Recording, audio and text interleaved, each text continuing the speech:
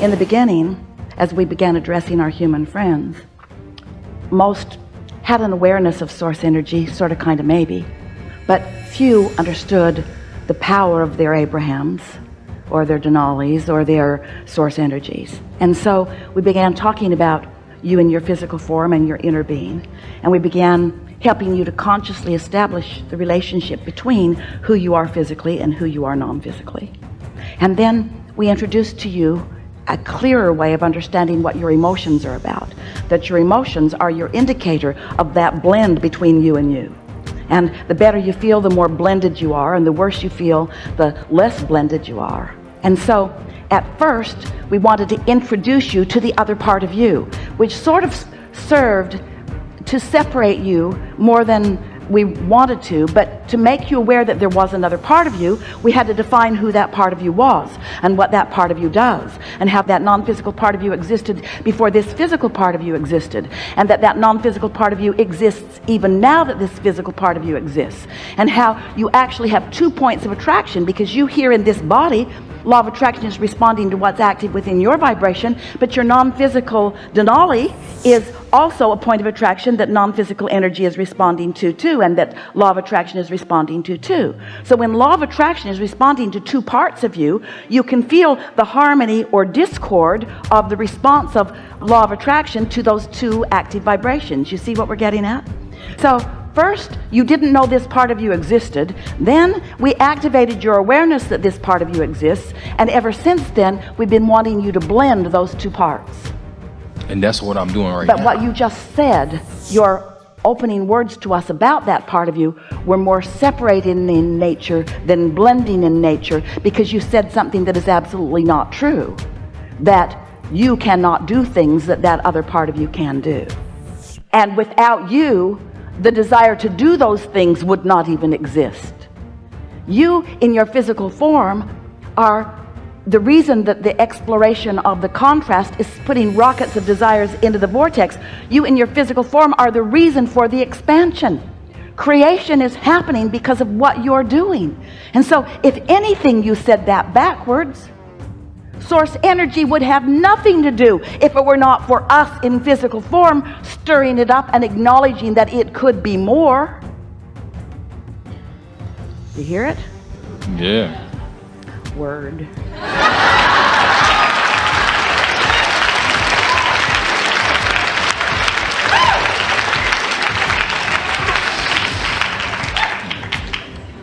And so talk to us about this relationship.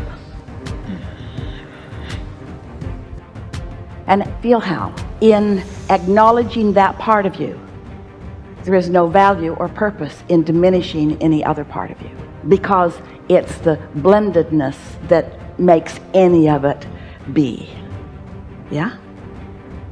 I can definitely feel the blendingness become more blended and blended with growth and development of myself, of me identifying myself. And when we have a question for you.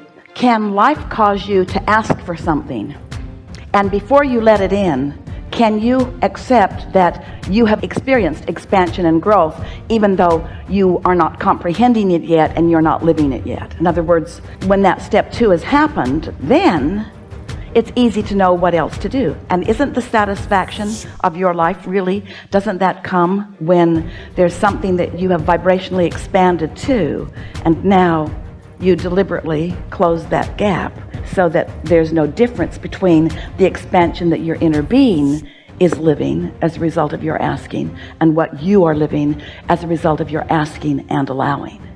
You see, when you ask for something, it's easy for us because we just go to what you've asked for. We don't ponder your past and use that as an excuse to slow you down. When you ask, we go right there. That's why when you ask, it is given. Someone should write a book. When you ask, it is given. But then the lag time is all humaning. Yeah. We know you came to talk about some things, and we are enjoying how you start out with a premise that you are pretty sure of with a slight tentativeness about. We have a conversation and it shores up what you know, and then off you go again. So where are you now? I'm in the future now, right? And so, In the future? yeah, I'm in the future, right? It's like, so, The future of manifestation, but you're in the present of the situation of the energy, yes? yes, Really think about that. In other words, when the past or the present causes you to ask for something that you don't have, it feels like it's a future creation, but it isn't, because it's already been accomplished vibrationally. And when you accept that it's already been accomplished vibrationally, so that you move right to the present too, then it comes now. it comes now. It comes right now. And that lag time that we were talking about, that blurred line between past, present, and future, it becomes irrelevant. It's just this soft, lovely flow where this deliberate, creative creature explores and expands and keeps up with what you've expanded too. Yeah. I can definitely agree, because I feel it expanding, and I feel. So when you feel it expanding, what's the emotion within you about it? Because this is really what we want this gathering to be about. Esther has been saying out loud to herself mostly, and to anyone else who is patient enough to hear her out, I want to own my stuff. I want to own my vibration. If I'm speaking from Esther, if I'm getting something from you that isn't pleasing to me, if you are disrespecting me, or if you are misunderstanding me, or if you are whatever, Esther wants to acknowledge that she's got something going on in her belief system that is active, that is calling that, because there's only attraction, there's no assertion. So if there's only attraction, then whatever she's getting from wherever she's getting it, she's attracting it. Well, it feels like it's assertion when you don't want it. It feels like it's assertion when your words say something different. But when you start acknowledging that maybe my words are saying one thing and my attraction is saying another thing. So what's going on with so many people is that they are attracting through vibration, which is always the way that it is, but they're using words that sound different. And so it's like calling it with your vibration, but trying to hold it off with your words, which gives you a feeling of frustration.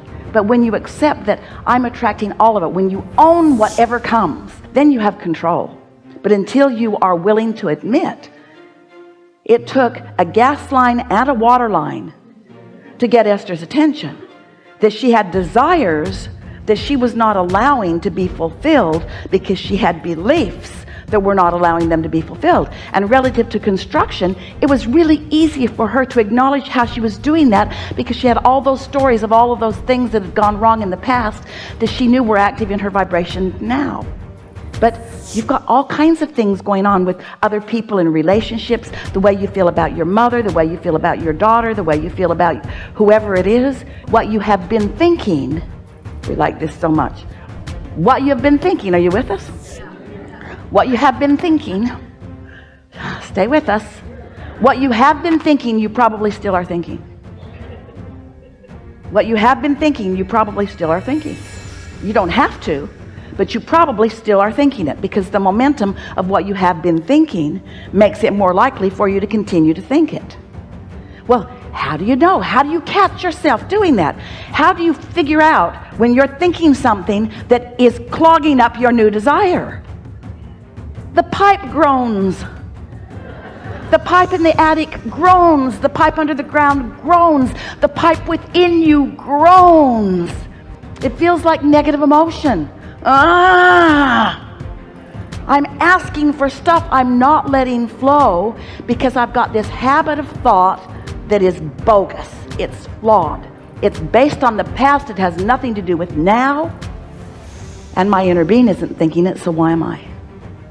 That cleans it up really fast. This was a new conversation, a really good conversation. We don't find much in your vibration that's got your pipes pinched off. Your pipes feel pretty wide open to us. But every day, you're going to find beliefs that challenge that. And every day, your work is to talk those beliefs into a new place of allowing. And the easiest way to talk a belief that's blocking something into a new place of allowing is to change the subject. Or Get off of it, don't try to defend it, and most important, don't try to explain it to anybody else, because they're not going to get it. Oh, I had this experience I would like to tell you about. And if you look deep into their eyes, they're looking back at you and they're saying, please don't, please don't, please don't tell me about it. Did we get it enough? Yeah. Really, really good conversation. Oh, yeah, that's good. Yeah. Really good conversation.